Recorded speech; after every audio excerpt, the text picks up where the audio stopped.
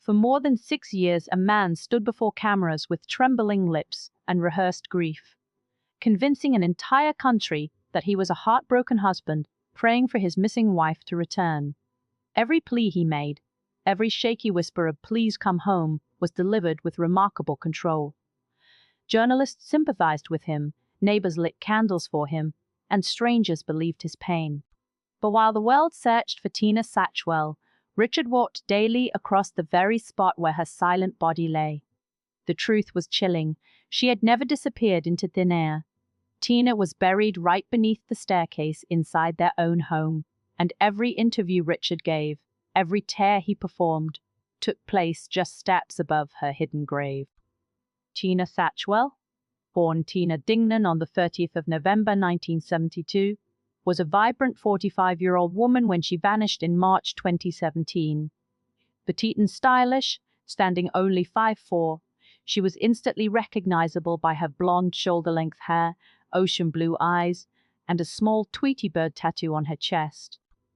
Those who loved her described her as warm, bubbly, and effortlessly charming. Someone whose smile made strangers feel comfortable in her presence. Tina's childhood, however, held shadows she rarely discussed. Raised by her grandmother Florence, she believed for years that Florence was her biological mother. Only when preparing for her confirmation did she uncover the truth. Her real mother was Mary Collins, the woman she had grown up believing was her sister. The revelation shook her deeply, yet Tina remained fiercely devoted to her grandmother, who had filled her early years with stability and affection. Fashion was Tina's passion. She collected outfits the way others collected memories. Hundreds of dresses, jackets, and accessories hung neatly on racks upstairs in her home. Many still had their price tags attached. She would wear beautiful pieces once, then resell them at car boot sales where she formed a small community of regulars who adored her. Her Chihuahua Ruby often wore matching outfits, and Tina treated her pets Ruby, Heidi, and her parrot Valentine as the children she never had. Despite her outgoing appearance, Tina was naturally shy and cautious with strangers. Her longtime GP described her as healthy, articulate, and mentally stable. She had no diagnosis of depression or any condition that could cause her to harm herself. Yet Tina carried deep grief from the loss of her brother Tom in 2012, a tragedy that broke her heart. She bought Ruby soon after to cope with the loneliness his absence left behind. Tina met Richard Satchwell on the 3rd of March 1989 when she was just 17. He was instantly infatuated, telling his brother that he'd marry her one day. They wed 2 years later. But the union isolated Tina early on. Richard's family disapproved and cut ties with him completely. This was the beginning of a much darker pattern, and as years passed, that pattern grew into something far more dangerous, because behind Richard's worshipful words was a man who wanted absolute control that would eventually end Tina's light-free hoping for part 1. But how did a seemingly devoted husband transform into a man capable of burying his wife beneath their stairs? The signs were there long before Tina vanished. Part 2 uncovers the cracks that slowly appeared in their marriage. From the outside, Richard appeared infatuated with Tina, almost excessively so. He often described her as his perfect Irish rose, the woman he adored beyond measure. But behind the soft words and public displays of devotion lay something far more controlling. Tina's half-sister, Lorraine, would later reveal that Richard's love often felt suffocating. He monitored Tina's movements, questioned every friend she made, and gradually chipped away at her social circle until she had almost no one left outside their home. This isolation worsened when the couple moved from England to Fermi in the early 1990s, and decades later, in May 2016, relocated once again, this time to Street in Youghal. It was a modest home, purchased for just €52,000. To Tina, Youghal should have been a fresh start, a scenic town by the coast, where she could enjoy beach walks and peaceful mornings. Instead, it became the place where she grew even more cut off from the world. In Fermi, she had friends who adored her. In Youghal, she was virtually invisible. Money was another constant strain. The couple lived on social welfare, and their joint account was always overdrawn. Richard, officially listed as Tina's dependent, had a troubling past.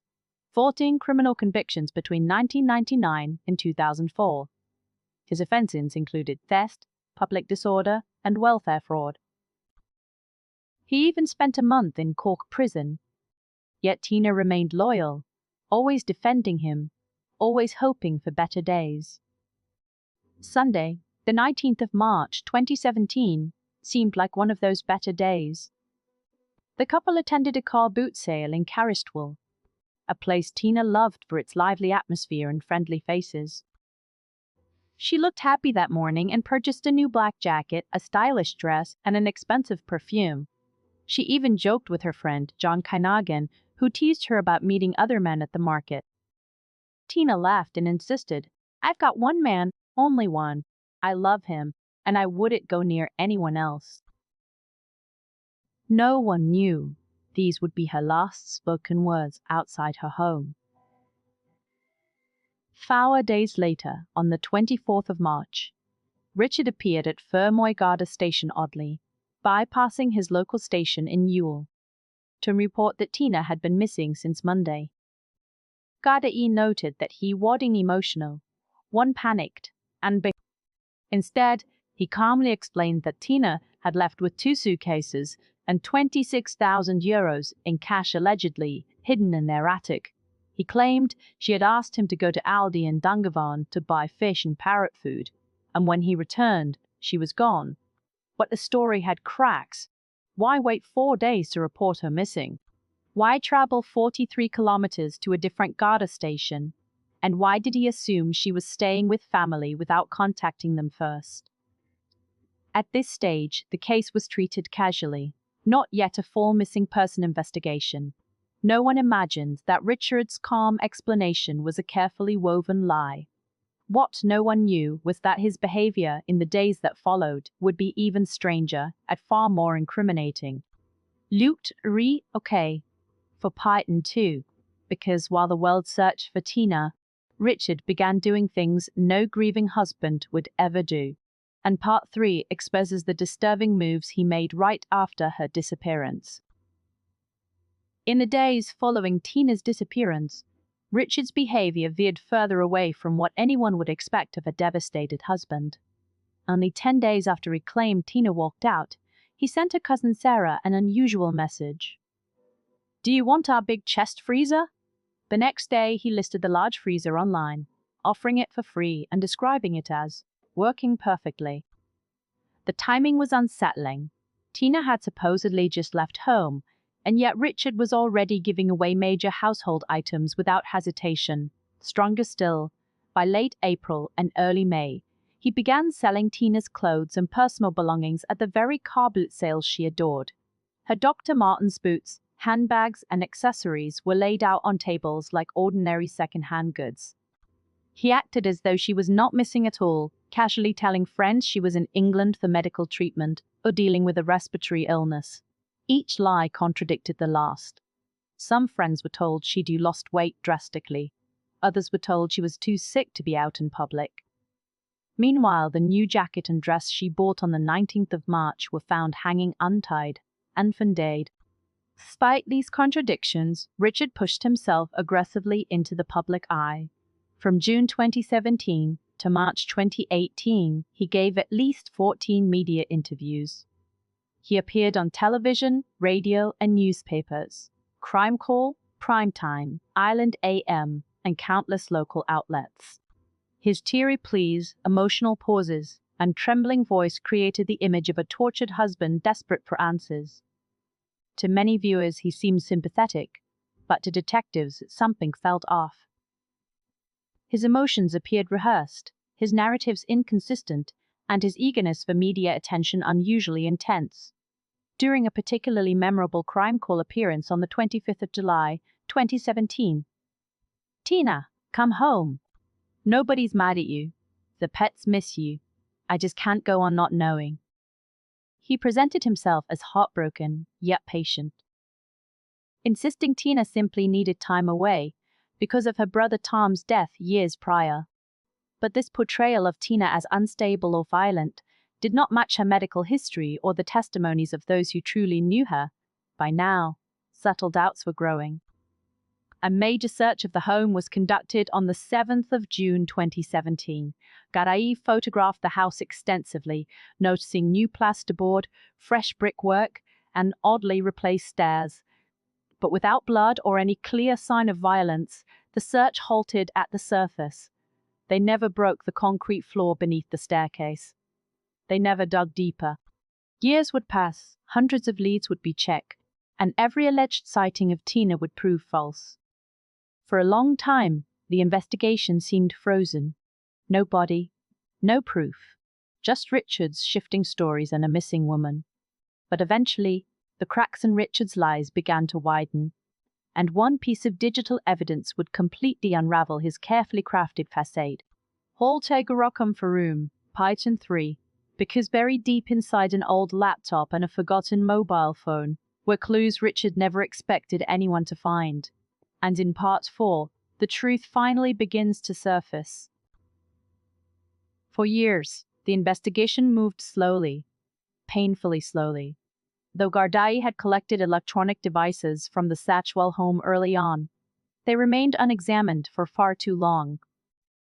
Running until late 2021, during a full cold case overhaul led by Superintendent Anne-Marie Toomey and Detective Garda Dave Kelleher, ISIS finally came to light. The laptop seized in 2017 had sat untouched for years.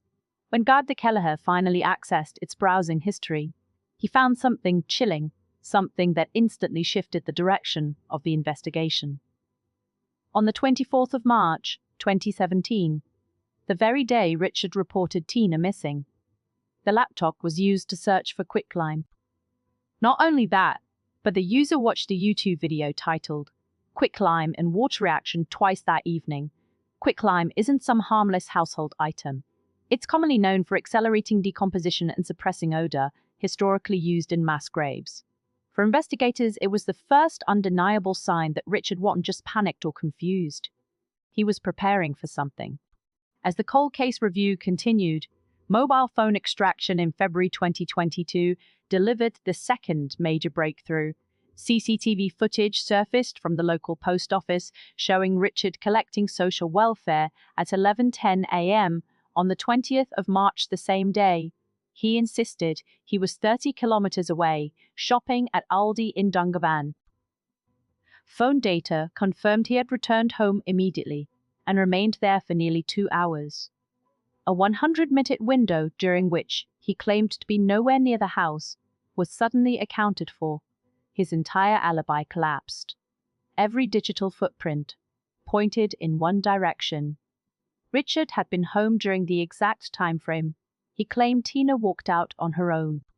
The inconsistencies piled up: a freezer message to Sarah, the online sale listings, his odd lies about Tina's health, and now the damning quicklime searches. By early 2022, Superintendent Toomey reached a devastating conclusion. Tina Satchwell was no longer alive, and her death was the result of unlawful violence. But even with this determination, one major piece was still missing: Tina's body. In late 2022, forensic archaeologist Dr. Niang McCulloch was brought in to evaluate the case. Her assessment was sharp and unsettling. Domestic homicide cases often involve perpetrators who construct elaborate cover stories and mislead authorities with missing person reports. Her research showed that women killed in domestic situations are usually hidden close to home, sometimes literally within the household. She studied the 2017 crime scene photographs, the new plasterboard, the fresh uneven brickwork under the stairs, the strangely updated staircase that did match the rest of the house. All of it raised red flags that had gone unnoticed during the initial search. Dr. McCulloch recommended an invasive search using cadaver dogs and ground-penetrating radar, and on the 10th of October, 2023, Garai acted on her recommendation. Excavation crews, forensic teams, and a cadaver dog named Fern arrived at 3 Grattan Street within minutes. Fern showed keen interest beneath the stairwell. Just hours later, the concrete floor was broken open, revealing exactly what investigators had feared for 6 long years, and what they uncovered would not only expose Richard's ultimate deception, but bring Tina's long-hidden story to its heartbreaking end. Hjöt Rihokar for Part 4, because beneath the stairs lay a truth Richard had buried in darkness, e'en that would shatter his lies and lead to a dramatic courtroom showdown. Part 5 reveals everything uncovered beneath that concrete, and the verdict that finally brought justice for Tina. When Gardaí broke through the concrete beneath the staircase on the evening of the 11th of October, 2023, every person present knew they were standing on the threshold of truth. At a depth of just over 60 centimeters, the jackhammers exposed black plastic sheeting, tightly wrapped, deliberately placed work, stopped immediately. The forensic archaeologist was called, and by the following morning, the horrifying reality was revealed. A human hand emerged first. Then, slowly and methodically, the rest of the remains were uncovered. On the 12th of October, Assistant State Pathologist Dr. Margot Bolster arrived to oversee the recovery. At 11:30 a.m., the grim confirmation arrived. The body was female wrapped in plastic, dressed in pajamas and a dressing gown. In the dressing gown pocket lay a wallet with Tina's public service card and loyalty cards. Silent evidence of her identity. Hours later, dental records formally confirmed what investigators already knew. After 6 years and 2396 days. Buried beneath the home she shared with the man who pleaded on television for her return. With the discovery of the body, Gardaí immediately rearrested Richard Satchwell. This time, he did not perform grief or feigned innocence. Instead, he offered a new story. A desperate attempt to explain what could no longer be hidden. Richard claimed that Tina attacked him with a chisel during a home repair, that the two tumbled, and that he held her dressing gown belt around her neck for only seconds in self-defense. He insisted. She collapsed suddenly and died in his arms. He described leaving her body on the couch for days, then moving her to the chest freezer in the shed, before eventually burying her beneath the stairs on Mother's Day. But the evidence told a different story. The belt had been racked in an unnatural position, not through the loops, and tied tightly across her chest. The grave was unusually deep, dug with determination, not panic. The concrete poured afterward was thick and deliberate, and the quicklime search and his media performances greatly contradicted any claim of shock or remorse. The trial began in April 2025 and stretched across 23 emotional days. Over 50 witnesses testified, including experts in digital forensics, pathology, and structural analysis. The prosecution painted Richard as a manipulator, a man who buried his wife, built a wall over her grave, then stepped in front of cameras to cry for her safe return. They played all 14 of his interviews for the jury, exposing the stark difference between his public heartbreak and private cover-up. The defense attempted to octify. On May 30, 2025, after 9 hours and 28 minutes of deliberation, the jury returned a unanimous verdict. Guilty of murder, Richard showed no visible emotion as the judge imposed the mandatory life sentence. Behind him, Tina's family wept. Relief, sorrow, and closure blending together after years of uncertainty. Outside the courthouse, her cousin Sarah spoke softly. Tina was kind, gentle, and loved her animals like they loved her. Today, we finally have justice. Vigils were held across Youghal after Tina's remains were recovered. Over 200 people attended, many bringing their pets in her honor. Half of her ashes were laid to rest beside her brother Tom, and the other half with her beloved grandmother Florence. After years of silence beneath the stairs, Tina was finally brought home, and remembered for the kindness, light, and love she gave the world.